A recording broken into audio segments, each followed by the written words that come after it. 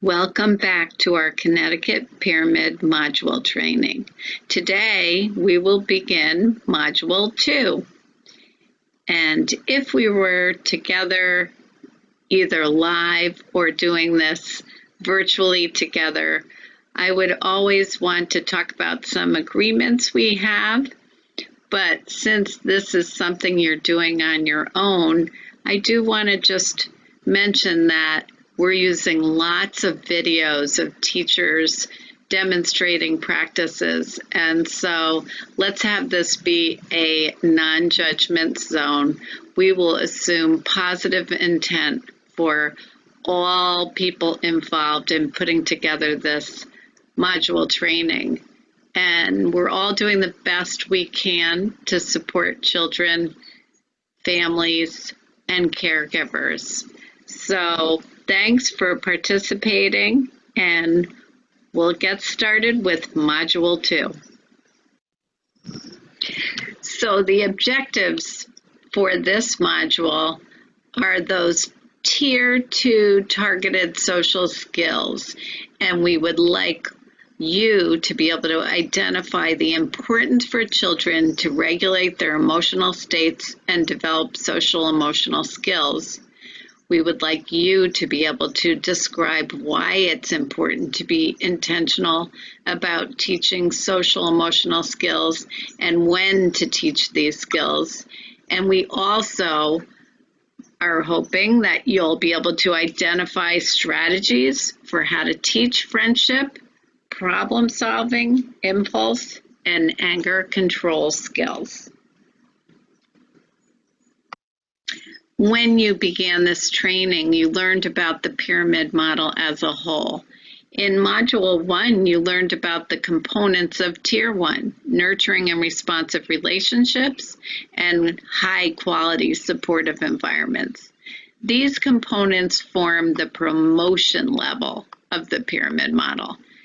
In this module, you will learn about Tier 2, and Tier 2 continues to emphasize prevention of challenging behaviors by teaching targeted social emotional skills that children need to be successful. You'll notice that there is a practice implementation checklist for social emotional teaching strategies, and this can be really helpful for just reflecting about your practices. We are going to be considering the following points. Why is it important to be intentional about teaching social emotional skills to young children? When should we intentionally teach these skills? And what social emotional skills and qualities do we want to seek to support in children? And then the last thing is how to do this. How are we going to teach these social emotional skills? And that's what this module is all about. So let's look once again at the mission and vision for the Connecticut Pyramid Partnership. The mission is to build a statewide system for pyramid model implementation in order to enhance the competencies of those that care for, educate, and support young children and their families. And the vision for Connecticut is that we are a state that supports the social and emotional well-being of all young children and their families. So when we get into this tier of the module training, we talk about targeted social skills that support children and help them develop relationships and friendships throughout life and creates a more enjoyable classroom and home environment. Now we're going to really look deeply at how we reach all young children and their families. Hello everyone, my name is Anne Marie Davidson. I'm an early childhood specialist at EastCon, but my work that I do through EastCon and have done in the past around the pyramid model is providing training on all of the modules, as well as providing coaching both to individual teachers in classrooms and to whole programs on the systematic implementation of the pyramid model. I first began working with the pyramid model, oh goodness, maybe 20 years ago. So I had a lot of time to think about it, process it, um, see its impact and its influence. And I think that that's part of why this work is so important to me, and why I am so interested in being part of the partnership that's going on in Connecticut right now, because the influence of systemic implementation of the pyramid model is really significant, to children's well-being as well as to teachers' well-being. Um, Challenging behavior puts a lot of strain on a classroom and on a program, and we have at our disposal a tool that can really significantly influence and decrease the levels of challenging behavior happening in classrooms. So when we have something that's that effective, I think it's really important that we spend time disseminating that information, sharing that information, and helping to support teachers and programs to use it. So I'm really excited to be part of this training effort. I was asked specifically to talk about the connection between culture, cultural humility, and the pyramid model. So we're going to start with this slide. On this slide, we have the pyramid model's definition of social and emotional development. And oddly enough, right from the get-go, right from the start, we can see the influence of culture in the pyramid model, just in this definition alone. People's definitions, parents, families' definition of social emotional development, professionals' definition of social and emotional development for young children is influenced by their culture. So when we look at the definition that's shared with us from the pyramid model, it's really important that we pause and think for a moment about how closely aligned this definition is with what we consider to be healthy social and emotional development for young children. Um, as I said, that can vary and be different because it is influenced by our culture and our experiences. So one of the things that pyramid model does for us is it helps to level that playing field to provide us with a common definition of healthy social and emotional development for young children.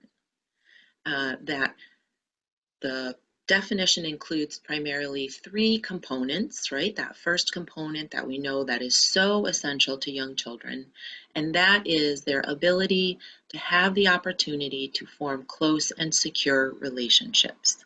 That's very, very critical to healthy social and emotional development for human beings.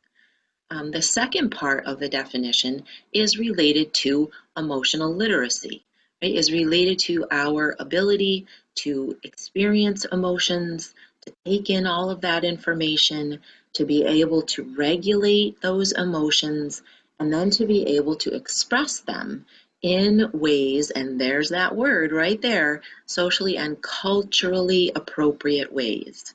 And we're going to pick apart a little bit, right? Because in early childhood, there's really sort of two things going on. The one piece is a child's culture that they bring with them into the program. And then the other piece are the cultural expectations within our early childhood setting that we have related to expression of emotions. But emotional expression is very, very closely tied to culture. There are some cultures that express emotions through physical activity, through physical expression, through verbal expression, through facial expressions, and there are other cultures that emotional expression is very, very limited. And so it's important that we recognize that children could be bringing into our program experiences that have taught them about emotional expression that may be different from the expectations that we have in our classroom. The last piece of the definition of social and emotional development from the pyramid model is around exploration and learning. And that's another area that can be influenced by culture. Some cultures encourage exploration of young children. They see it as a mark of healthy development, and other cultures see exploration of a child's environment and as something that they need to limit or to control. And so they set those expectations for children. And again, children will bring that aspect of their behavior into the classroom that they are participating in. And so it's really, really important that right from the start, right from when we're looking at what does this definition help us to understand about healthy social and emotional development in young children, it's really important that as we're observing children's behavior, that we look at their behavior through the lens of, with the question in our mind, could the child's culture be influencing their behavior? Could it be influencing how they form close and secure relationships? Could it be influencing how they express emotions? And could it be influencing how they explore their environment and learn?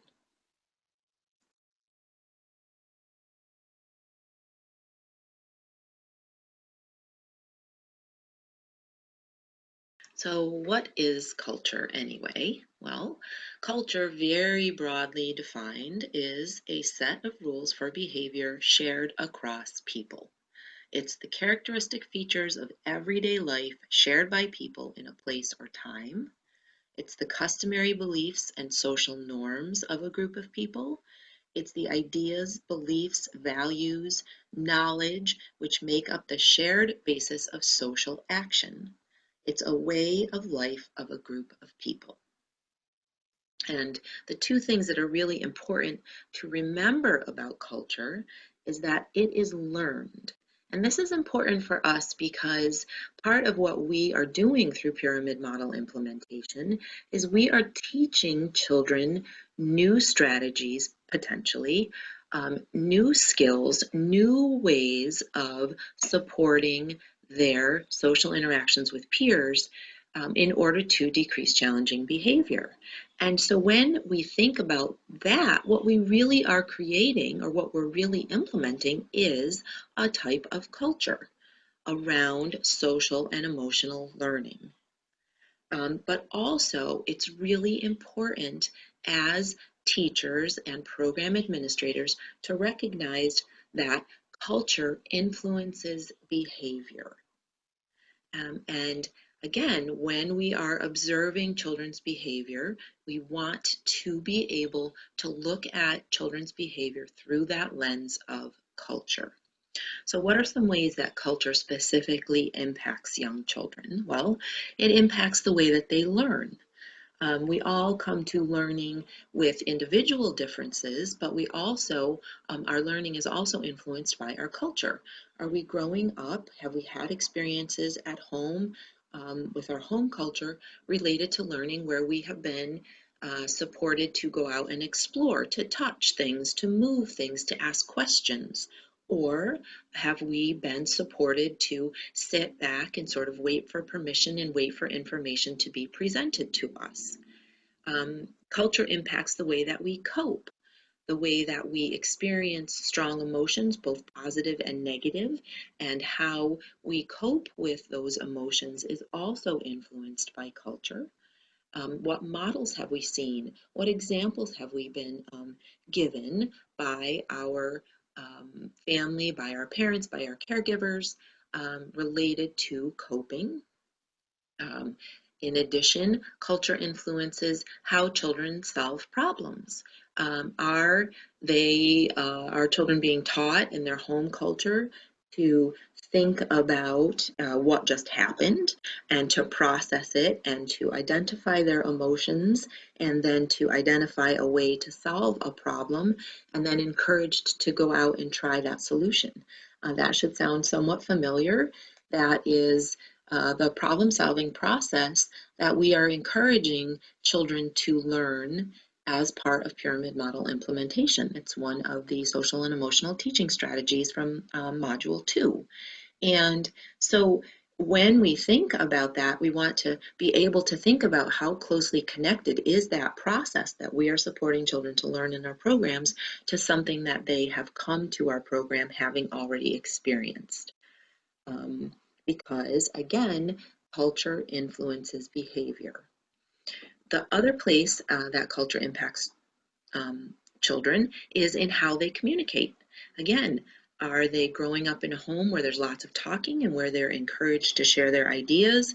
Or are they growing up in a home where communication is more one directional from adults to children? Are they encouraged to express their emotions? Are they encouraged to talk about problems? So all of those differences influence children and they influence their behavior. So we need to be able to look at children through a cultural lens and to pair that with the understanding that children's culture does influence their behavior. This idea is called culturally responsive teaching. We cannot possibly learn everything about every culture for every child who will spend time in our classrooms. That would be impossible. So we need to be able to view children's behavior through a cultural lens in the same way that we use developmentally appropriate practice to guide our teaching. We need to be able to use children's culture as a lens to guide our teaching. And again, that is called culturally responsive teaching. When we use culturally responsive teaching and developmentally appropriate practice paired together, we really get to know who children are, where they are developmentally, and we take that information and we use it to inform our teaching practice. And again, that helps us close the gap between what we don't know about a child's culture and what we do know about their culture, and we observe the influence of our teaching on their growth and development.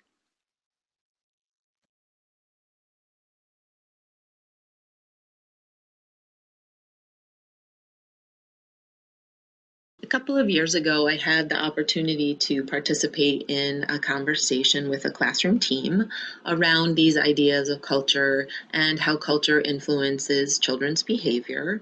And we were talking about a little boy who they were really struggling with during cleanup time. He was refusing to clean up, and the things that they had tried to encourage him, to support him to participate in cleanup hadn't really worked.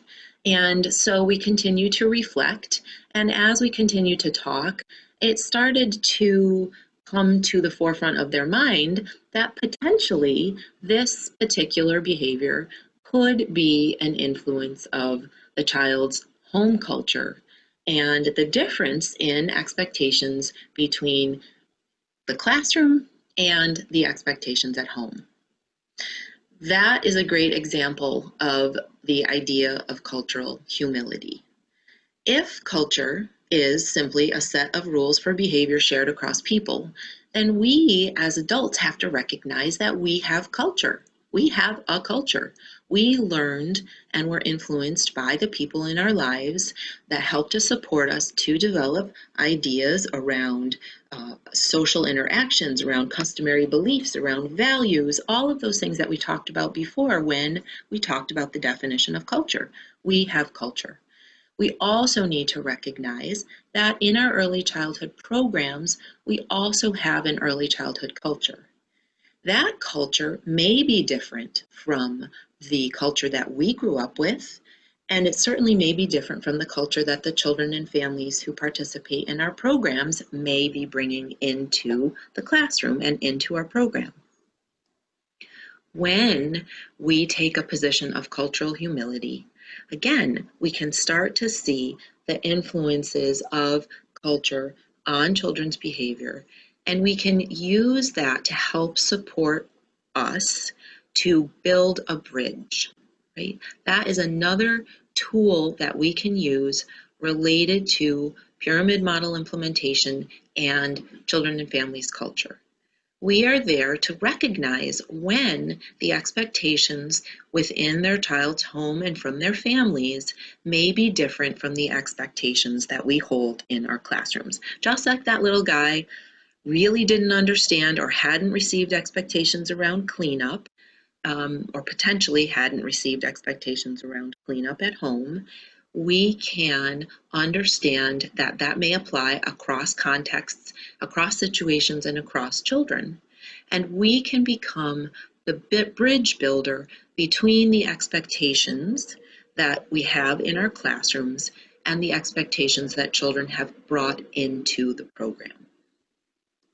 That might also sound familiar, similar to our discussion around the problem-solving process in the previous slide, right? One of our pyramid model strategies is to identify clear expectations and to teach children those expectations. That goes back to those two important factors that we talked about related to culture, that it is learned and that it influences behavior. If it's learned, that means it can be taught.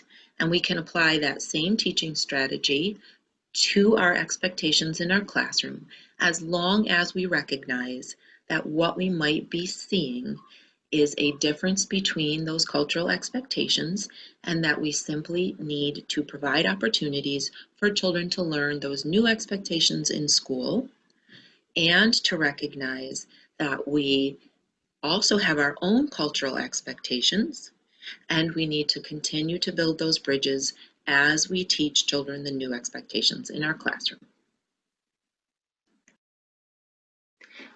We previously talked about how the Connecticut Early Learning and Development Standards include the key social and emotional skills that are also a focus of the pyramid model practices that you're learning about. The skills that are listed on this slide should look familiar. We wanted to share one more related resource that is a part of the Supporting All Children Using the Connecticut Early Learning and Development Standards series. This document is called A Guide to the Domains and Strands, and it includes additional information about each of these key social and emotional skills, or the strands, in the Connecticut Early Learning and Development Standards. For each of these areas or strands, you will find a page describing these skills with information about how adults can support both infants and toddlers and preschoolers. You will also find a page with a chart that includes teaching behaviors and strategies related to the environment, materials, and scheduling. Those strategies and teaching behaviors are included across the various age bands in the Connecticut Early Learning and Development Standards. Finally, for each area or strand, there is a page with some specific ideas about supporting children with disabilities and children who are dual language learners. You will find that many of the strategies that we will be talking about in this session on Tier 2 teaching targeted social skills are included in this document.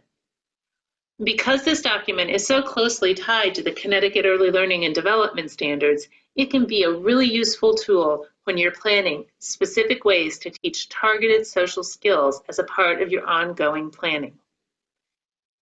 The full document can be found on the OEC website, along with other Connecticut Early Learning and Development Standards documents and resources.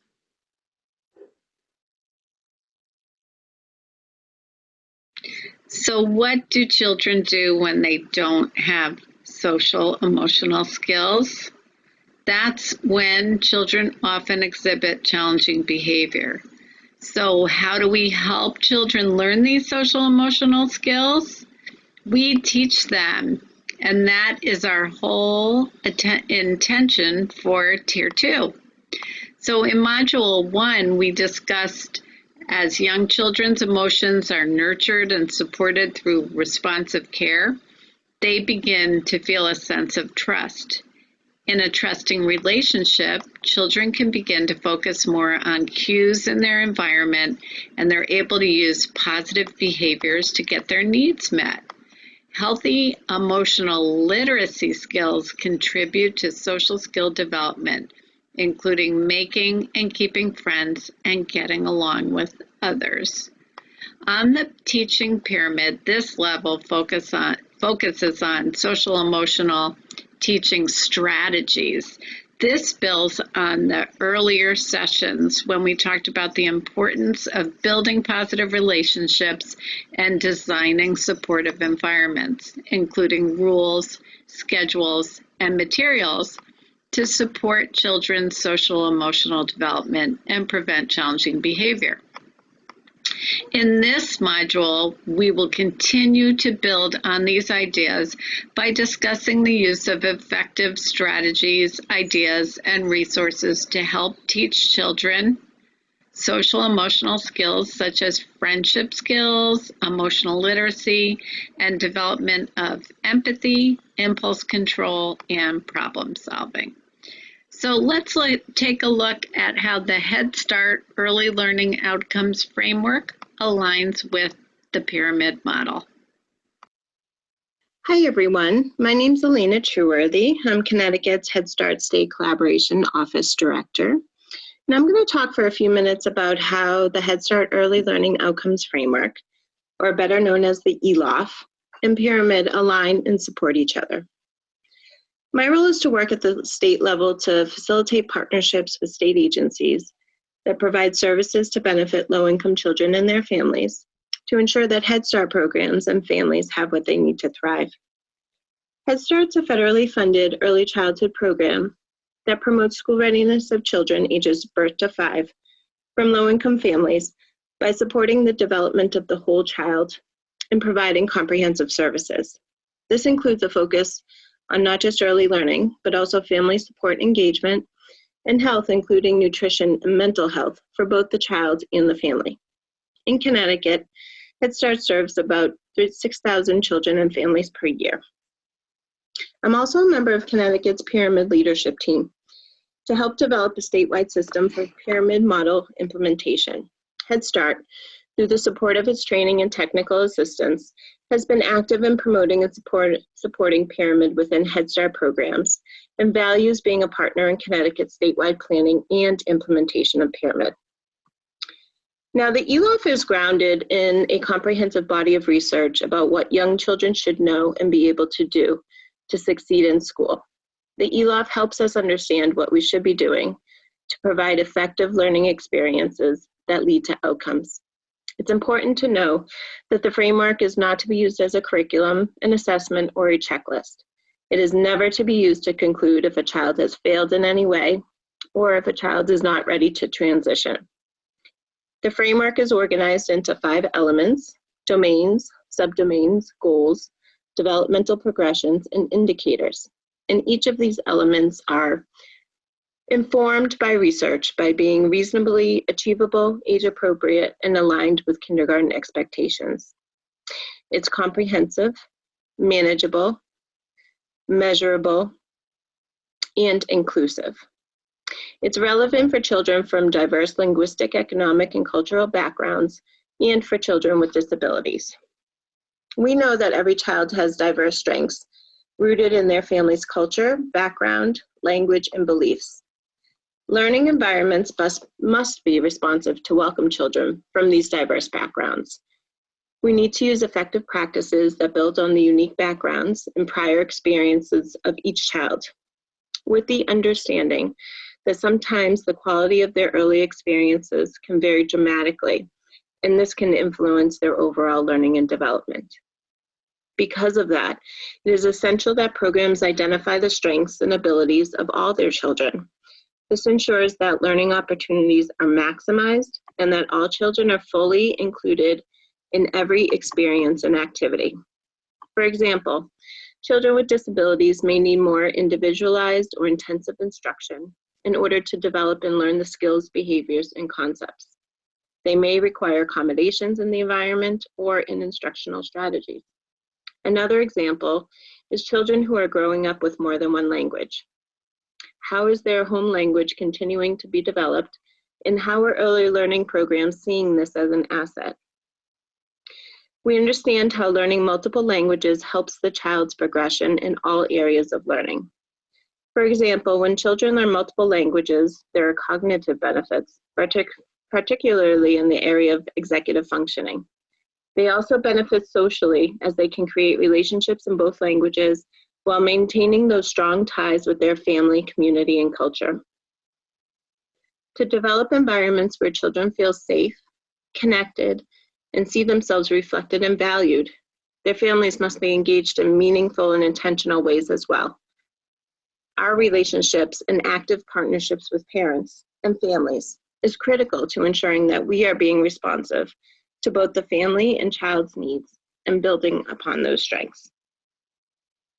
So as you can see, the ELOP includes 5 central domains that are broad areas of learning and development from birth to age 5. These domains are approaches to learning, social and emotional development, language and literacy, cognition, and perceptual, motor, and physical development. What's important to know is that each domain is related to and influences the others. For example, as preschoolers' working memory develops, which is a component of the domain approaches for learning or to learning, their ability to follow multiple step instructions improves, and their ability to learn complex math concepts increases. But because areas of early learning become so differentiated as children grow older, some domains for preschoolers are captured differently than they are for the infants and toddlers. You can see this under the domains for language and literacy and also cognition. This distinction best reflects the depth of development for 3 to 5-year-olds.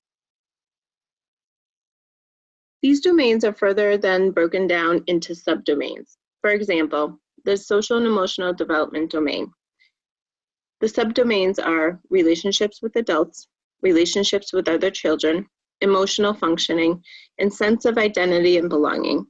Here you will see strong alignment between the ELOF and pyramid, specifically with the pyramid practices that support children's social emotional learning and development. What we know is that positive social and emotional development and experiences in the early years provide such a critical foundation for lifelong development and learning. And as I mentioned earlier, is tied to and affects progression in all the other domains. Social development refers to a child's ability to create and sustain meaningful relationships with adults and with other children. Their emotional development is their ability to express, recognize, and manage his or her emotions, as well as respond appropriately to others. Pyramid provides effective practices that are intentional and inclusive to help all children develop in this domain, from those who benefit from program-wide and classroom-wide strategies to those who need more individualized, targeted support.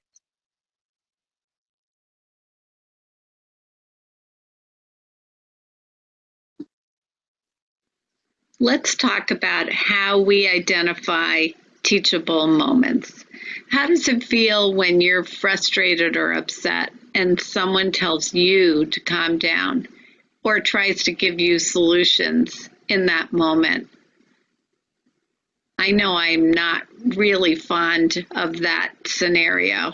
How does it feel for children when teachers tell them to use their words in the middle of them exhibiting behaviors when they're angry or upset? Often, if they had the words, they would have used them. So now that we've discussed why it's important to teach social emotional skills, we're going to talk about when teaching these skills might be the most effective. So let's look at a quick scenario of a typical situation that might happen in a classroom or a childcare setting. For example, let's say Trey is building a castle in the block area and Blair comes to the block area to play and decides that she needs the block that is right in the middle of Trey's castle. Blair grabs the block and Trey's castle crumbles. Trey hits Blair and takes the block away. Blair starts crying. That would be the red arrow. What are some things childcare providers might say to Trey and Blair at this point? You may have heard, use your words, hitting is not okay, Say you're sorry. Ask nicely if you want something. Calm down. But often at this time of crisis where the red arrow points to, that is not the best time. It's often when teachers try to teach new social skills, but it's not usually an effective moment because the incident has already happened. Both children are upset, and Blair might actually find the teacher reinforcing, oh, maybe I'll do this again if I can get the teacher's attention. So what would be effective teachable moments? If you look at the first arrow on the left, that's when children aren't engaged at all. And so that's not a great time either. But halfway up the incline, that's when you have their attention, their eyes are on you, they're interested in what you're doing with them. That would be a great time to introduce some of these skills. So the main point here is that we want to make sure the crisis moments are not the time that we're trying to teach social skills. These skills can be embedded in almost any part of the daily schedule. And so we need to be intentional, and we need to plan times so that we can take advantage of naturally occurring moments throughout the day. Let's talk a little bit about intentional instructional strategies. There will be skill building with large group, small group, and individualized instruction. And thinking about the best strategy is important. What are peer-mediated strategies? These refer to the use of peers to prompt, model, and reinforce the child who is learning a target skill. Their interactions are often very motivating for the child with social emotional delays. When planning to use peer-mediated instruction, you might need to prepare the child without the disability by giving the peer information on how to initiate an interaction and how to interpret the child's communicative responses. There are several approaches the teacher might use to implement peer-mediated instruction. She might ask children if they're willing to serve as a peer buddy for a child in the classroom.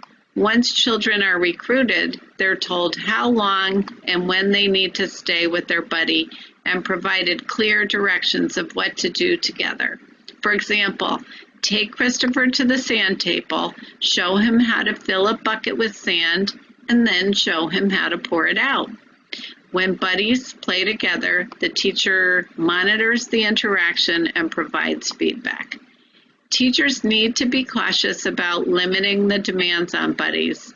Beware of buddy burnout, and should select several children who might serve as buddies to ensure that there are ample children willing to interact with the target child and that they can collectively come up with engaging play ideas. Another approach for preparing and instructing peer buddies is to give them simple directions, such as stay with your friend, play with your friend, talk with your friend.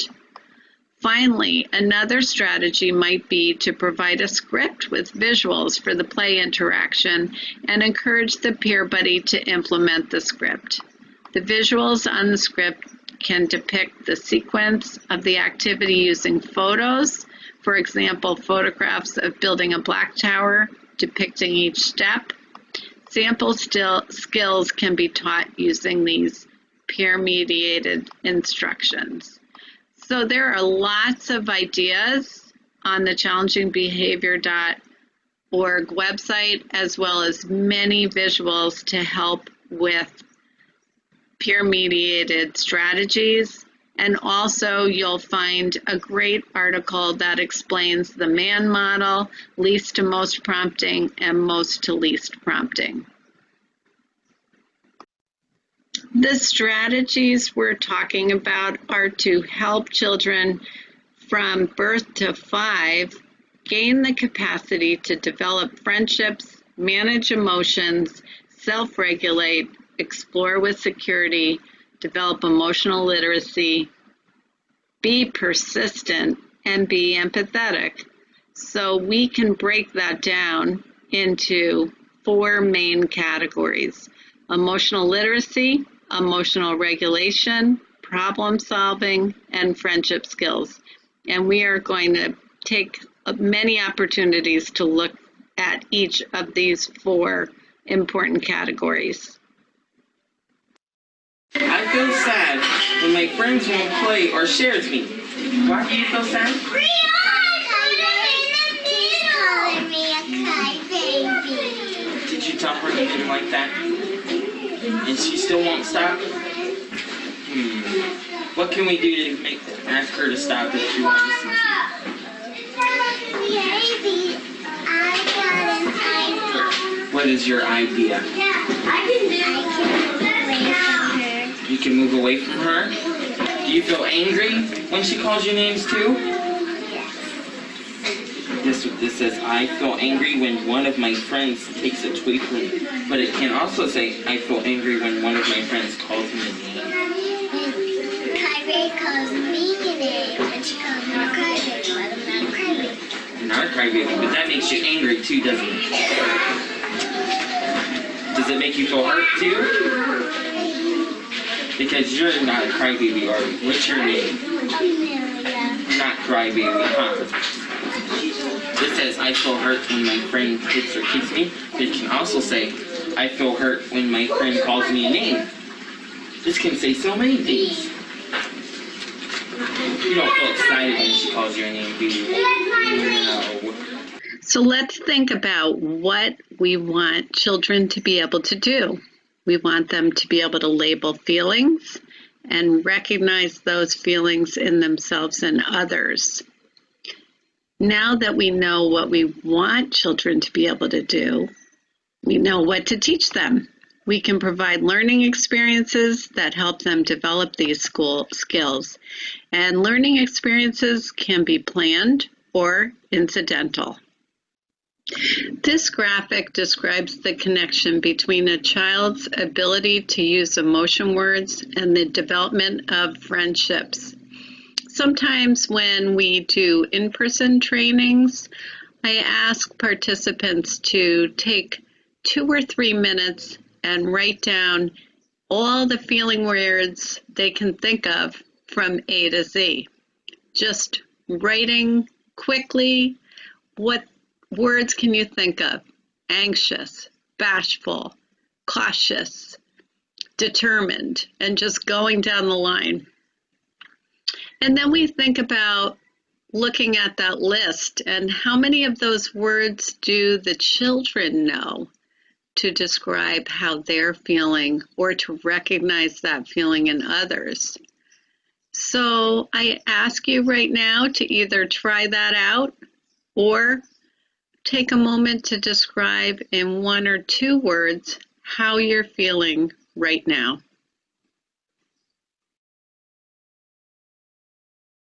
Did you think of some vocabulary words that really describe how you're feeling? So how do we help children with that emotional literacy? Having an emotional vocabulary and using it to label feelings helps children manage strong feelings when they occur. Having that vocabulary supports the recognition of familiar emotions in other people. And we can use that vocabulary throughout the day to describe what we're seeing on others' faces, what we're seeing from their verbal and nonverbal cues, and putting words to that. Being able to recognize other people's emotions is a piece of perspective taking that is an important skill that leads to friendship. While emotional literacy is not just about language, language plays a large part in emotional literacy because language is so important in a social world. Language serves as a tool to communicate, and much of what language communicates is about our feelings toward ourselves and our relationships with others. We use language to give common meanings to something, such as a feeling. As young children engage in back and forth play and communication with a responsive caregiver, they learn ways to regulate and make sense of their emotions, and they will also learn to seek out and respond to this type of interaction. Engaging in this communication is an important skill that will eventually help a toddler and young child learn how to play next to another child. So families play a huge role in supporting social emotional literacy in very young children. It's within the family that children first begin to learn to read other people's responses to their feelings and behaviors. How their family members respond to them will shape the way that children learn to respond to others and interact in their own relationships. From a very early age, children learn about how emotions can be communicated by the ways they're expressed by family members. Children learn about acceptable social emotional expression, not only from what family members say, but also from their facial expressions and body language.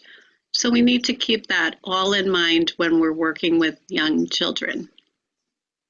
Children's literature is a powerful tool because it allows children to talk about feelings and emotions when they're not necessarily feeling them. When teachers can identify a children's book that deals with a situation or a sticky situation or a problem in the classroom, something that would typically happen that these children could have experience with, like sharing a toy or having to wait their turn, that it's not a charged issue for the children at that moment, so they can engage in conversation. It depersonalizes the issue. It doesn't make it about them, about who's having an issue or whose turn it is or who's at fault, but it just is about the emotion or the feeling. When I want to say something mean or yell or hit, there are other things that I can do. Another very important characteristic of children's literature that's most effective to use with children in talking about and labeling, understanding emotions, are books that actually identify themes that children of that age group experience. A good example is a book called When Sophie Gets Angry, Really, Really Angry. And when Sophie gets angry, she gets angry because she has to share a toy with her little sibling. To make matters worse, when her mother says she needs to share the toy, she turns around and trips on a truck that's there. So we start out before reading a story and do these pre-reading. What do you think the story is going to be about? And Sophie gets angry, really, really angry. What do you think are some things that could make Sophie angry? So this allows children to talk about what things happen in their lives that make them angry. Ballet makes me angry. Ballet makes you angry? Yeah. Why does it make you angry? Because Sometimes maybe you can't do everything that the other kids can do? yeah, I can't walk. You It's can't. too harder. Oh, it's too hard to walk? Is it on the balance beam? No. Oh, to rock. And then post-reading, it becomes really important for children to have opportunities to talk about text, to talk about how they connected to the text, what their experiences are in relation to the characters' experiences. It's really important during that time to ask children a lot of open-ended questions about how they connected to the character or the theme, the problem, and the resolution to the problem in this particular story. We can ask them things like, if you were the character, what would you do differently? What do you think would make you feel better when you're angry? Well, if I was angry, I would just run so much that I would get tired. You would run a lot so that you would get tired? That's a good idea. During that time, we could do things like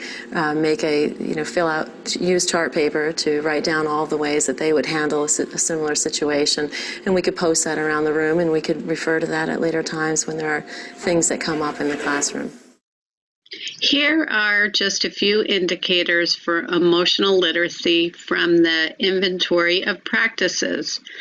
The entire inventory covers all of the practices in tiers 1, 2, and 3, and the entire document can be found on challengingbehavior.org. As far as emotional literacy, Teachers recognize and respond to children's developmental and behavioral expressions of emotions. So, for example, a teacher recognizes that while one child may be able to verbally label some common emotions, another child's crying or yelling may be their means of communication. And think about children who are often told not to cry. And we've all heard that expression, big boys don't cry, crying's for babies. We really want to have children feel like they can express their emotions and that we will support them no matter what. Teachers model words that describe emotions a child might be showing. So, for example, you're happy, you like this song and are smiling and jumping up and down because you are so happy. Hello, my name is Yola Borto. I'm a clinical child psychologist, and I work for the Early Childhood Consultation Partnership Program, ECCP, at Advanced Behavioral Health. ECCP is a strength-based infant and early childhood mental health consultation program developed to meet the social and emotional needs of children birth to 5 and is available statewide. ECCP consultants can help adult caregivers, including parents, guardians, teachers, directors, early child care staff, and family child care providers by partnering with them to help support the social emotional development of young children and strengthening positive relationships between caregiving adults. ECCP is proud to be a member of the Connecticut Pyramid Partnership State Leadership Team. I'm really happy to be here with you today as we think about some ways to enhance the emotional literacy among the children in your classroom. Before we jump into thinking about some strategies we might use in the classroom, I want to invite you to take a moment to reflect on your own early experiences and some of the messages you received about emotions as a young child. Think about the community you grew up in and the important people in your life, and some of the messages you received about emotions. Were there certain emotions that you were encouraged to talk about or not talk about as a young child? How did that affect you as a young child? And how might it still influence your life now as an adult? It's important to keep in mind that the way we make meaning of our experiences is heavily influenced by our culture, our values, and our beliefs. And so to hold that in mind when we seek to make meaning of the behavior of the children in the classroom, our own behavior, our interactions with our colleagues, our interactions with our families. It can be helpful as you're getting to know families in your classroom to open up a conversation about how do families express feelings at home and what are some things that are important to families about their child's social emotional development.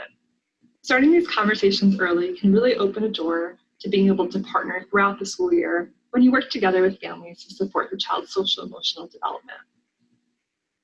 Asking parents questions like, what's important to you when you think about your child's social emotional development can be a way to open the door, or even asking parents, how do you help your child express feelings? Or what do you do when your child expresses strong feelings at home? It can even be helpful to ask parents how they label feelings at home. Do they label strong negative feelings as angry, or mad, or grumpy, or cranky, or something else? It can help to have some common language between home and school. So that being kept in mind, I want to share with you some strategies you might use in your classroom to help enhance emotional literacy. One great way to teach children about anything, including feelings, is by using stories. So we can set up intentional moments of direct teaching where we introduce a child's story during circle time, for example, and go through and use a story to teach a lesson. So this book, Glad Monster, Sad Monster, is a wonderful interactive book to do that. If you're not familiar with that, let me quickly show you what it looks like inside.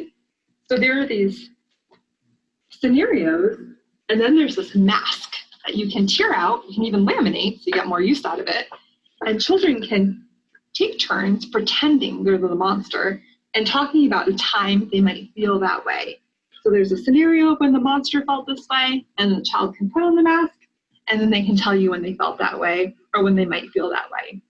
And if you want to extend the learning, you might even tear the masks out and put them into the dramatic play area so children can continue exploring even after that particular lesson is done. Another great book to use in the classroom that's fun and interactive is On Monday When It Rained. The story is a little bit different, And the way that it's structured is there's a scenario that you can read to children and then pause and ask children to guess how the little boy felt. Once you have a few guesses, you can flip the page and read the feeling word and show them the photo of the child feeling that way. You might even extend the learning by having children turn to a partner and show that feeling face, or maybe tell a time where they had that feeling, depending on what your group might enjoy doing most. Another great story, one of my favorites to use with young children, is The Way I Feel by Jana Kane. And this story has lots of really beautiful illustrations throughout and different feelings. Here's the one in anger. There's a little description of the feeling in a sing-song way. It's a scenario that a child might have experienced. There's thankful, frustrated, and so on and so forth. Lots of different feelings in this story. It's a longer story, so you might not want to read the whole story to your group at one time, but you might highlight a few pages or a page, depending on what the children in your group are experiencing. The thing to keep in mind when we're using stories in the classroom, just like any other teaching we do, is we don't want the lesson to end after the storybook closes. We want to infuse the teaching throughout the day. And so that's where the indirect teaching comes into play. We want to take advantage of teachable moments as they arise through the classroom to make connections back to the story that we read, right? So maybe we see a child is feeling really frustrated later on in the day, and so we can reference back the story. Well, it looks like you might be frustrated, just like when we read in the story. And so then you're making that connection and normalizing that it is okay to feel that way. We all feel that way sometimes. It's a really important message for children to get about feelings. Other thing that we can do in the classroom is take advantage of some of the transition times to maybe use feeling songs, like If You're Happy and You Know It. It could be something that we sing while we're waiting for children to finish up in the bathroom and we're lining up to go outside. Or we might create some feeling games we play with children at small groups, like feelings bingo or even feelings matching, and engaging children in conversations about when they might have felt a particular way. Lots of fun ways we can teach about feelings in the classroom. The most important thing to keep in mind is to have fun with it and to do lots of repetition, lots of practice. The more children hear about feelings, the more likely they are to be able to express them back to you and recognize them in themselves and in others. This visual here can be found on the challengingbehavior.org website, both of these visuals actually, the feeling wheel and the This Is How I Feel Today visual chart. It can actually be a great tool to use to do some feeling check-ins in the classroom. So you might want to post this maybe right where children are coming into the classroom in the morning. You might greet them and then ask them to do a feeling check-in and show you how they're feeling that day. A great thing about using a visual like this, in addition to exposing children to lots of feeling words, it really teaches them that their feelings can change throughout the day. And that is an important lesson. We can all think of a time where we've had a negative feeling, like being really upset about something, really angry, or really disappointed about something, and it just felt like it would last forever. That's not a good feeling to have. And so thinking about this idea that our feelings can change and starting to teach children that while it's okay to have these feelings, once we recognize this feeling, we can start to do things to help our bodies feel better, like taking deep breaths and other strategies that will be covered later on in this training. So this is a really lovely strategy to use in the classroom, and it can be a great strategy to share back with families at home, especially if they're looking for ways to help support their child in learning about and expressing feelings. Another thing that I've seen from teachers in the classroom is that they've used this idea, but then had children in their classroom serve as models to model these different feeling faces, and they've taken photos of the children and printed those out and made their own feeling visual in the classroom. This is a really lovely, creative idea if you're able.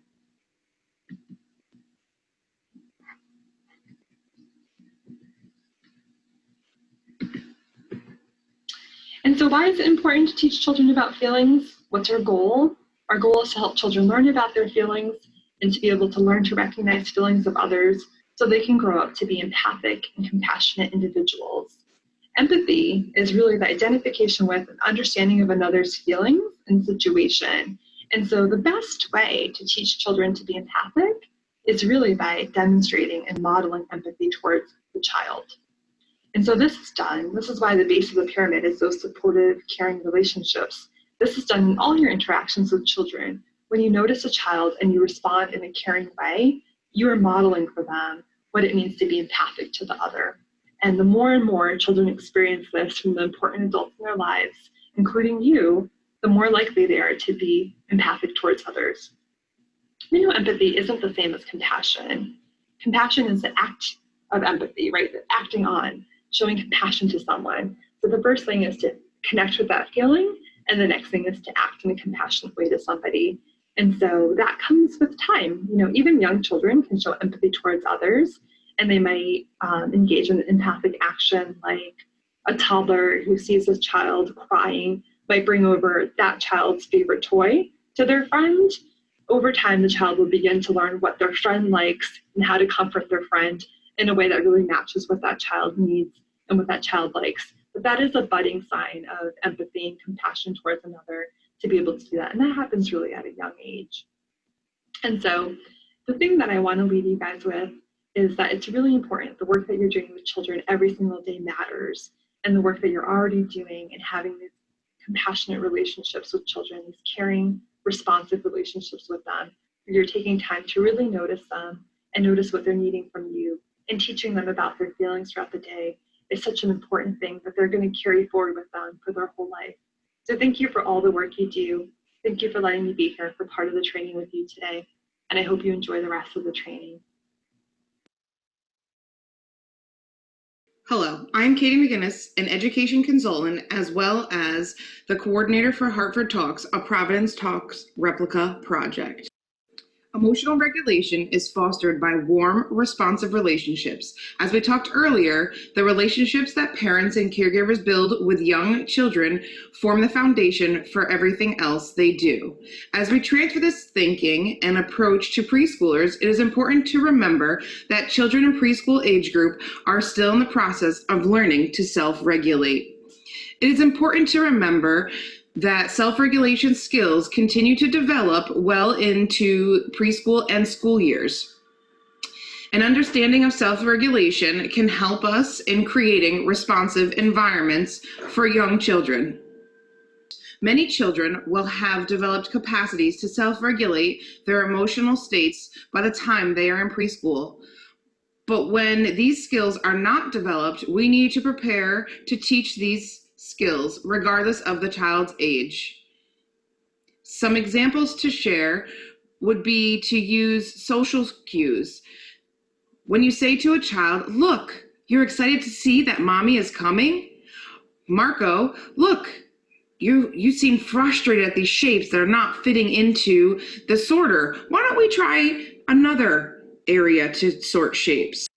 Aggression and inadequate impulse controls are perhaps the most potent obstacles to effective problem solving and successful relationships in childhood. Evidence suggests that aggressive children are more likely to misinterpret another person's intentions as hostile and are more likely to experience peer rejection and continued social problems for years to come. Using books to support social emotional development, such as the Book Nooks, which give examples to expand the social emotional concepts while reading stories during different story times. While reading the different books, you should point out that reading the same book for several days is a great way to support social emotional development for young children. Children learn through repetition, so when they can retell the story, it becomes alive and they become successful and competent learners. As you know, we just talked about several ways to teach children to recognize feelings, including anger. Anger is definitely one feeling that can interfere with a child's ability to think appropriately. It is important to teach young children effective ways to control their anger and impulse control in conflict situations. Tucker the Turtle is one great example and way to teach children about how to cope with anger. Tucker has the ability to recognize when he feels angry. And what he teaches children is to stop, go into his shell and take 3 deep breaths and think about calming, relaxing thoughts, and then be able to come out of his shell and recognize what went wrong. Teaching children These strategies to help them calm down are used with visual stories and definitely props. Anger management with Tucker the turtle. This is Tucker the turtle, and he has a great way to teach anger management. Aggression and impulsivity are huge obstacles for children to effectively solve problems and build positive relationships. Aggressive children are more likely to experience peer rejection and misinterpret peers' intentions as hostile. Interestingly, the Tucker technique was originally developed to teach adults anger management skills, but since it would have been more impactful to start teaching these skills sooner in life, it was adapted for young children. The steps of the turtle technique are 1. Recognize that you feel angry. 2. Think stop. 3. Go into your shell, taking 3 deep breaths. 4. Come out of your shell when calm and think of some solutions to the problem. Tucker the Turtle materials can be found both in English and Spanish. Hi, Emmett. My name's Tucker. How are you? Oh, nice hug. Thanks for being gentle with me. Can I read you a story about me? Yeah. Okay. My story is called Tucker Takes Time to Tuck and Think. Tucker Turtle is a terrific turtle. He likes to play with his friends at Wet Lake School. But sometimes things happen that can make Tucker really Angry. Yeah, really mad. Can you show me your mad face? Yeah, this is my mad face.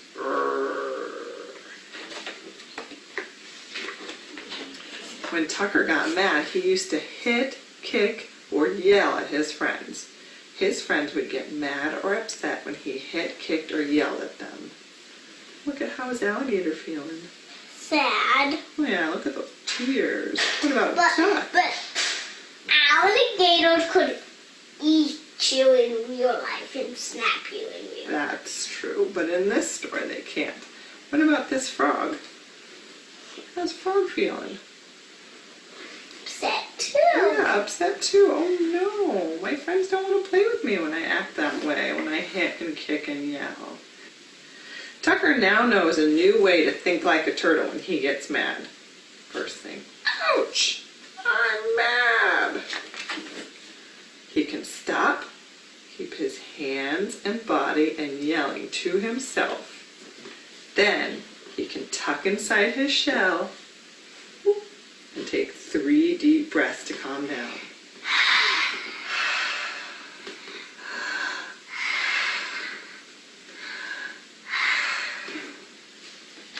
Can I do it with that turtle? Yeah, just a second. Tucker can then think of a solution or a way to make it better. Look at this, Emmett. Tucker's friends are happy when he plays nicely and keeps his body to himself. Friends also like it when Tucker uses nice words or has a teacher help him when he's upset. Look at the alligator and the duck and the frog. How are they feeling now? They're feeling nice. Yeah, they're smiling and happy. And that's the end of my book.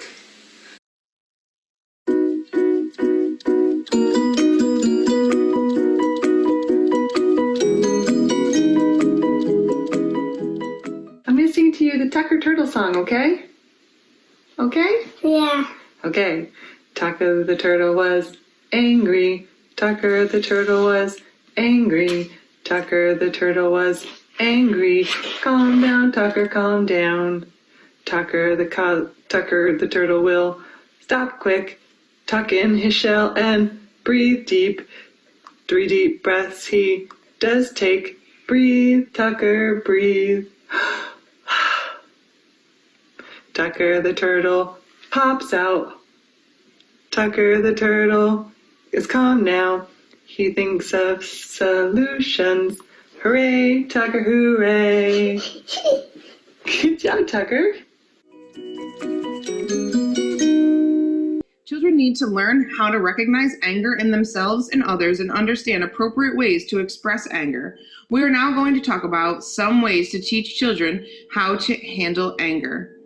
It is important that when you tell a child that they need to calm down, you need to show a child what does it mean to actually be calm and to calm down. Children need to be taught the distinction between tense or stressed, tight like a Tin Man, or calm and loose like a Raggedy Ann doll. Explain how you can help children move from tense to calm. One way is taking 3 deep breaths like Tucker Turtle, emphasizing on deep belly breaths like blowing out candles on a birthday cake. Controlled breathing techniques like smelling a flower or blowing a pinwheel are also using visual strategies for young children. You can have the children lay on their backs and place a small stuffed animal on their stomach. When the child inhale and exhale rapidly, they notice what's happening to the stuffed animal, and then the children can slow their breathing and notice what happens to the stuffed animal as well. It's important to help children see the difference with their calming techniques.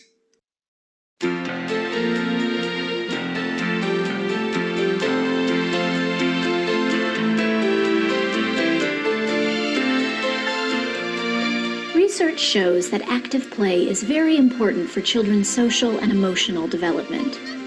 During active play, children form relationships with their peers, gain confidence in their abilities, and learn to express emotions. One thing that is important for children's emotional health is something researchers call mastery motivation. This is an internal desire to master new skills. Children with mastery motivation are driven to try new things, and they take pleasure and pride in their accomplishments. This desire to achieve becomes especially important when they start school. Teachers, parents, and other family members can do several things to support children's mastery motivation. First, children should be able to participate in activities that are enjoyable.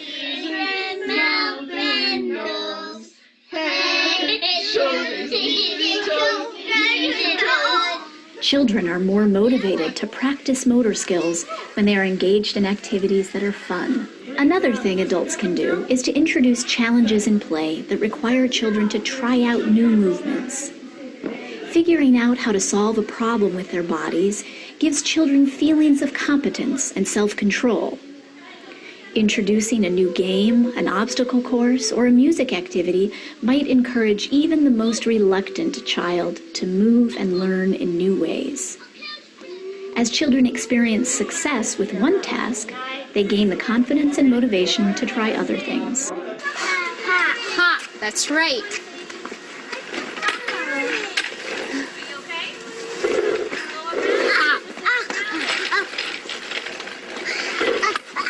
Research shows that giving children choices over how they move and play also builds their motivation to master new skills.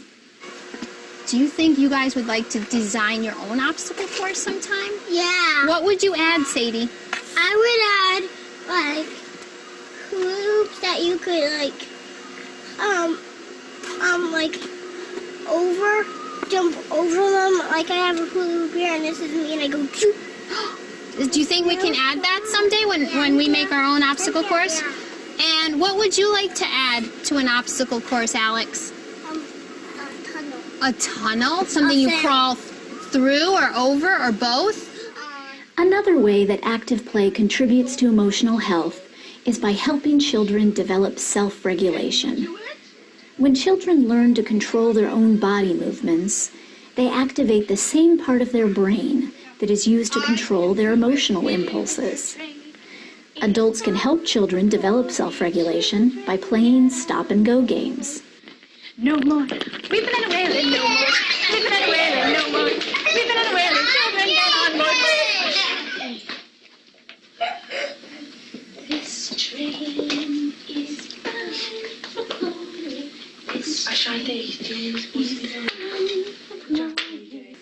Active play provides many benefits to children's social and emotional development, giving children the confidence, motivation, and social skills they'll need to be successful in life.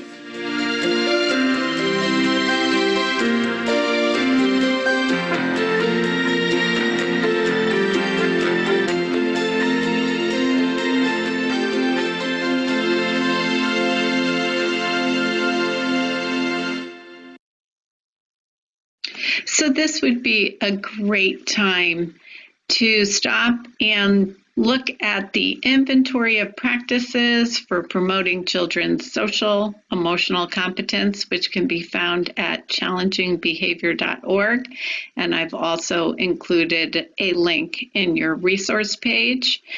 The purpose of this inventory is to be used by teachers and teams to identify skills that you would like to work on, and it's broken into 4 general areas: building positive relationships, creating supportive environments, social emotional teaching strategies, and individualized intensive interventions. So you can see those are the tiers of the pyramid. And everything we've talked about so far and everything we'll talk about for the remainder of the training is included in the inventory. So it's a really nice tool for you. It encourages self-reflection on your part and opportunities for teaming between classroom teachers, mentor coaches, supervisors, site directors, and other administrators to really look at the practices that promote social emotional development in young children.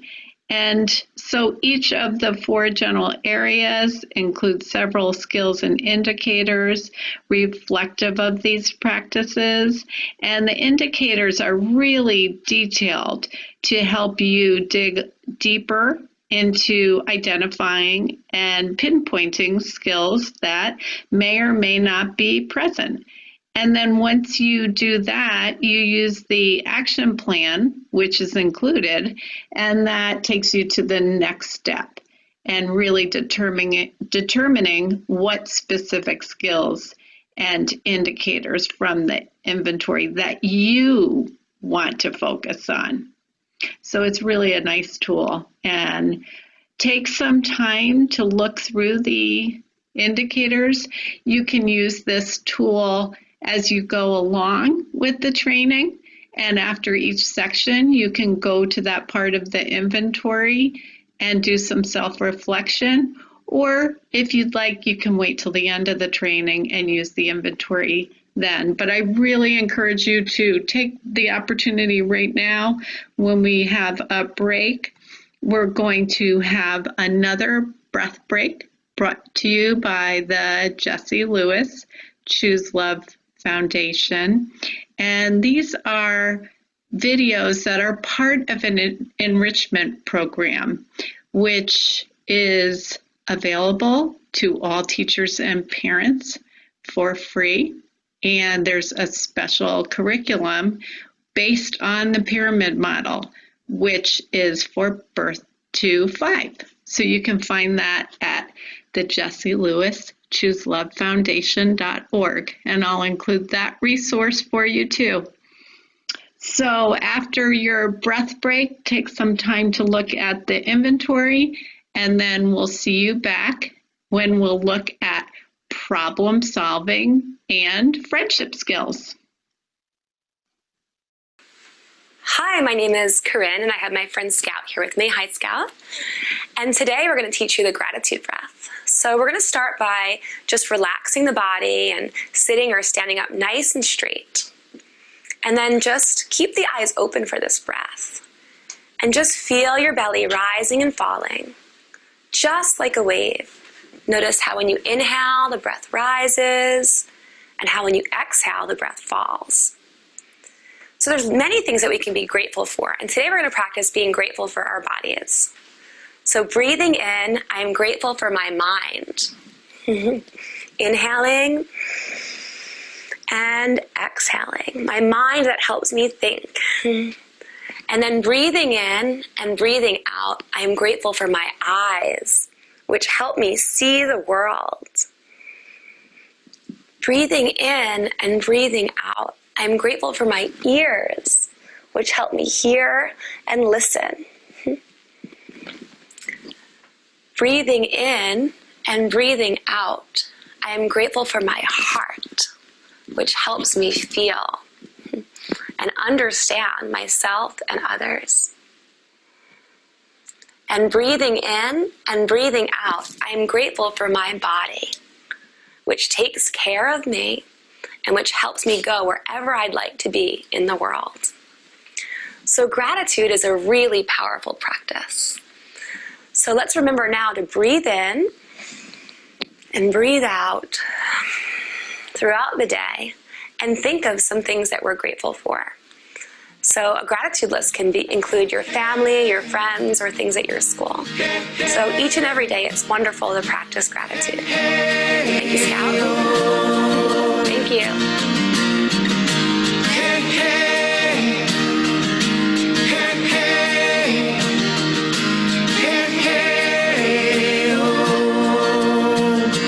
It's all part of us.